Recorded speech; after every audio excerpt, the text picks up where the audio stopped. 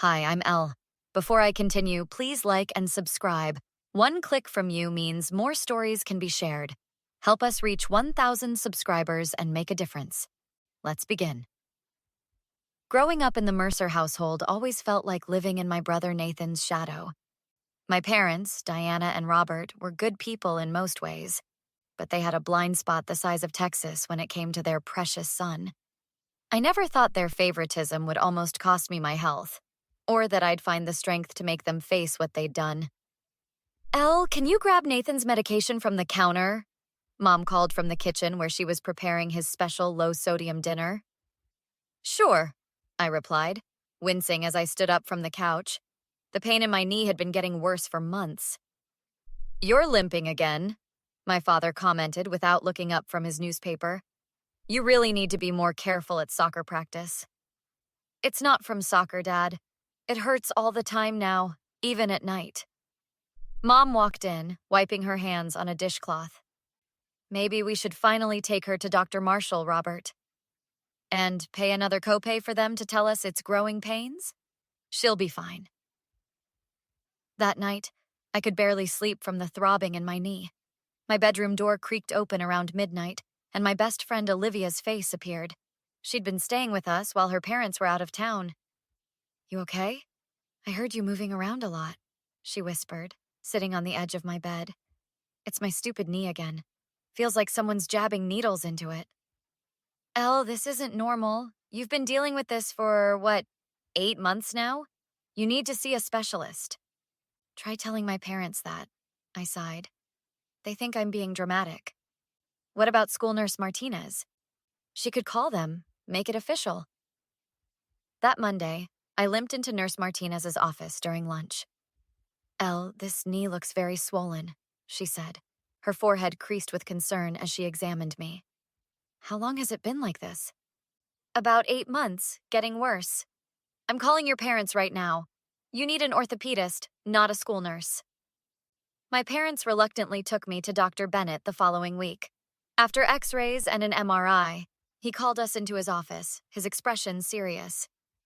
Elle has a benign tumor growing in her knee joint, he explained, pointing to shadowy images on his computer screen. It's called an osteochondroma.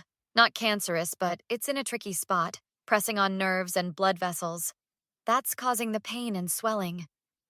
What's the treatment? Mom asked, finally looking worried. Surgery.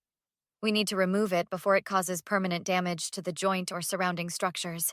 I'd like to schedule it for next month. The drive home was unusually quiet. At dinner, my brother Nathan noticed the tension. What's going on? Bad news at the doctor? Elle needs surgery on her knee, Dad said flatly. Some kind of bone growth? Surgery? Nathan's eyes widened. Is it serious? It's not cancer, Mom interjected quickly. Just a procedure. That sounds expensive, Nathan said. What about my kidney fund? My stomach dropped. Nathan had been diagnosed with early-stage kidney disease the year before. My parents had been saving for potential treatments he might need in the future. Don't worry about that, Dad said firmly. We'll figure something out. Later that night, I heard my parents arguing in their bedroom. Robert, she's in pain. You heard the doctor. She could have permanent damage. And Nathan could need a transplant in a few years. That fund is his lifeline, Diana. Elle's thing isn't life-threatening. So we just let her suffer? We get a second opinion. Find something less expensive. Maybe physical therapy instead? I pressed my ear against the wall, heart pounding. The insurance will only cover 60%, Dad continued. That's nearly $15,000 out of pocket. That's almost half of Nathan's fund. She's your daughter too, Robert. And I'm trying to keep both my children alive. Nathan's condition is progressive. Elle's isn't going to kill her. The next morning, Dad announced they were seeking a second opinion. We went to 2 more doctors who confirmed Dr. Bennett's diagnosis. Still, my parents hesitated. We're going to try physical therapy first, Dad declared over dinner. Dr. Jameson said it might help reduce the pressure. He also said it wouldn't remove the tumor, I countered. Just possibly make it hurt less temporarily. Elle, these medical people always want to do the most expensive option first. We're being practical. After 6 painful weeks of useless physical therapy, I approached my grandmother Carol during our monthly family dinner. "Grandma, can I talk to you privately?" In her guest bedroom, I rolled up my pant leg to show her my swollen, discolored knee. "Good Lord, child, what happened?" "I have a tumor in my knee. Non-cancerous, but it needs surgery. Mom and Dad won't approve it because they're saving the money for Nathan's kidney fund." Grandma's expression hardened. "Tell me everything." The next day, Grandma arrived unannounced at our house. "Diana, Robert, we need to talk," she announced, settling herself in our living room like a judge presiding over court. "Mom, this isn't a good time," my mother began. "Make it a good time. Elle told me about her knee. Is it true you're denying her surgery?" "We're not denying it," Dad defended. "We're exploring alternatives." "Alternatives to what? Removing a tumor? Show me her medical records?" Reluctantly, my mother retrieved the file folder. Grandma put on her reading glasses and spent 15 minutes examining the reports. "3 specialists all recommend immediate surgery, and you're doing physical therapy instead? While that poor child can barely walk?" "Mom, you don't understand our financial situation." "I understand perfectly. You've allocated family resources to one child at the expense of another." "Nathan's condition is life-threatening," Dad exclaimed. "And Elle's condition is debilitating and getting worse. Robert, what happens if she loses mobility in that leg permanently? What happens when she can't play soccer, can't get a college scholarship, can't live without pain?" "We're doing our best with limited resources," Mom said tearfully. "No, you're playing favorites," Grandma said coldly. "Always have been, but this crosses a line." "That's not fair," Dad protested. "No, what's not fair is Elle listening to you two decide her pain isn't important enough." Grandma opened her handbag and pulled out a checkbook. "I'm paying for Elle's surgery, and you two will drive her to every appointment and care for her during recovery. Or so help me, I'll tell the entire family exactly what kind of parents you've chosen to be." 3 days later, I was scheduled for surgery. The night before, Nathan came to my room. "Elle, can I come in?" "Sure," I said, setting aside my book. He sat awkwardly on my desk chair. "I didn't know they were putting off your surgery because of my kidney fund." "It's not your fault. Still, it's messed up. I told them that—" "You did?" "Yeah. Got into a huge fight with Dad about it. Told him if they didn't get your surgery done, I'd refuse any treatments they saved up for me." I studied my brother's face. For the first time, I realized he wasn't part of the problem. "Thanks, Nathan. I never asked them to choose me over you," he continued, his voice cracking slightly. "That's not what family is supposed to do. I know you didn't. It's their decision, not yours." "Does it hurt a lot?" he asked, glancing at my knee. "Every day. Sometimes I wake up crying because of it." "That's so messed up," he whispered. "I'm really sorry, Ella. You have nothing to apologize for." "Still," he said, standing up, "I'm glad Grandma stepped in. I couldn't stand watching you suffer anymore." The surgery went well, but recovery was slow and painful. My parents were attentive, almost too attentive, during my recovery. But something had fundamentally changed. I couldn't unsee their willingness to sacrifice my health. 2 months after my surgery, my Aunt Vivian visited from Chicago. Finding me alone in the backyard, she sat beside me on the patio swing. "How's the knee, kiddo?" "Better. Still hurts sometimes, but I can walk normally now." "Good." She hesitated. "Your grandma told me what happened." I stared at the ground. "Yeah. I want to know how you're really doing. Not with the knee, but with all of it." "I don't know. They're trying to make it up to me, I guess." But they only did the right thing because Grandma forced them. If it was just me advocating for myself, I'd still be limping around with a tumor in my knee." Aunt Vivian nodded slowly. "Your mom was always the golden child in our family. Never had to fight for attention or resources. I think she doesn't recognize when she's repeating the pattern with Nathan." "Did your parents favor her like mine favor Nathan?" "Oh, absolutely," Aunt Vivian said with a bitter laugh. I could break my arm, and they'd still ask if I'd done my chores. Diana would get a paper cut, and the whole house would stop. How did you deal with it? Not well at first. A lot of resentment. But eventually, I realized I could build my own life, my own family of choice. That's why I always try to be there for you. I see myself in you. I feel so disposable to them. I know that feeling, she said, squeezing my hand. But listen to me. Their limitations don't define your worth. Never forget that. At my follow-up appointment, Dr. Bennett was pleased with my progress. The tumor's completely gone, and the joint looks good. You dodged a bullet, Elle. 6 more months, and we might have been looking at permanent nerve damage. In the car, Mom tried to start a conversation. That's wonderful news, honey. We should celebrate.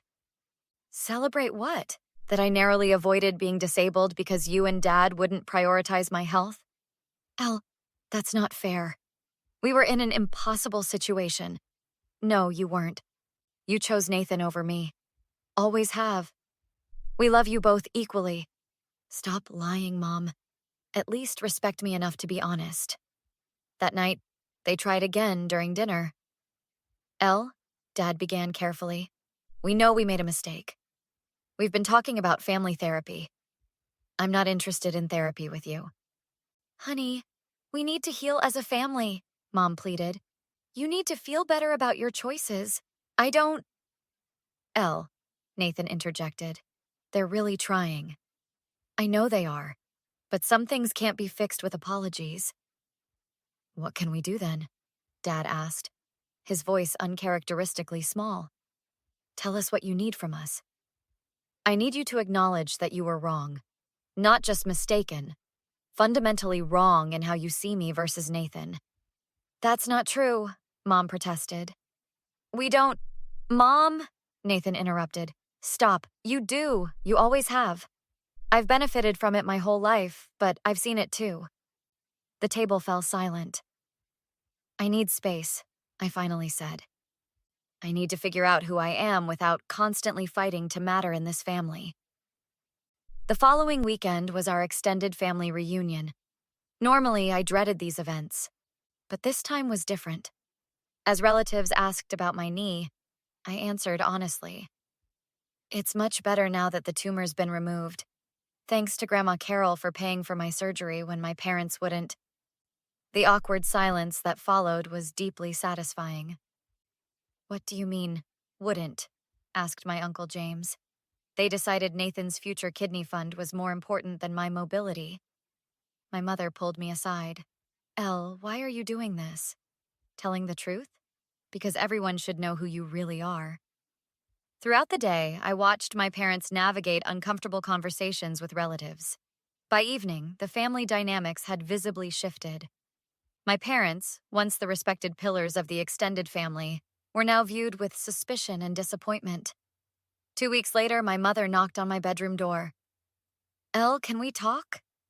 Sure. She sat tentatively on my bed. I know you're still angry with us. Not angry, just clear-eyed. What does that mean? It means I see you both for who you are now, and I'm planning accordingly. Planning what? My future. One that doesn't include depending on you for anything. Elle, we're your parents. We made a mistake, a terrible one, but we love you. Love without respect isn't worth much, Mom. The next day, Grandma Carol invited me to her house for tea. I've been thinking, she said, pouring steaming Earl Grey into delicate cups. How would you feel about living with me senior year? My house is in the same school district. Are you serious? Absolutely. You need space from your parents, and I could use the company. Plus, I'm setting up a college fund for you, separate from anything your parents might provide. They'll never agree. Let me handle your parents. You focus on healing and your future. True to her word, Grandma convinced my parents to let me move in with her. The conversation was heated. I could hear their voices from the garden where I waited. But ultimately, they relented. On moving day, my father made one last attempt at reconciliation.